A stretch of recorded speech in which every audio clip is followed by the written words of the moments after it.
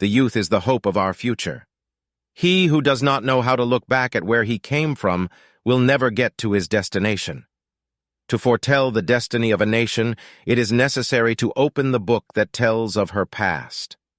It is a useless life that is not consecrated to a great ideal.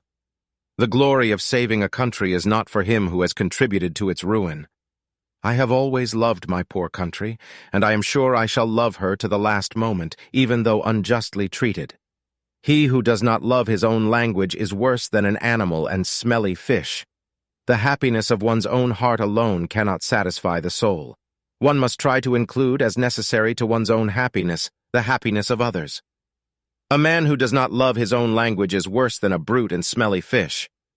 I want to show to those who deprive people the right to love of country, that when we know how to sacrifice ourselves for our duties and convictions, death does not matter if one dies for those one loves, for his country and for others dear to him. The most important condition of success in life is to be born a man and not a parasite. Ignorance is servitude because as a man thinks, so he is. A man who does not think for himself and allows others to think for him is a slave.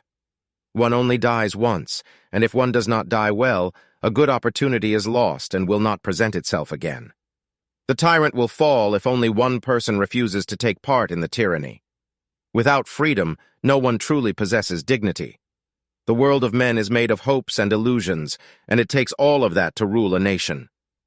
The youth is like a bird. It must not be caged, but rather allowed to fly and soar high. The glory of saving a country cannot be for one person alone. It should be shared by all. He who does not move forward moves backward. A nation's strength lies not in her riches, but in her people. It is a useless life that is not consecrated to a great purpose. To be happy, one must first possess inner contentment and peace of mind. The word is more powerful than the army. He who submits to oppression shares the crime. A true hero is not measured by the size of his strength, but by the strength of his heart. To be free is not merely to cast off one's chains, but to live in a way that respects and enhances the freedom of others. The greatest revenge is to accomplish what others say you cannot do.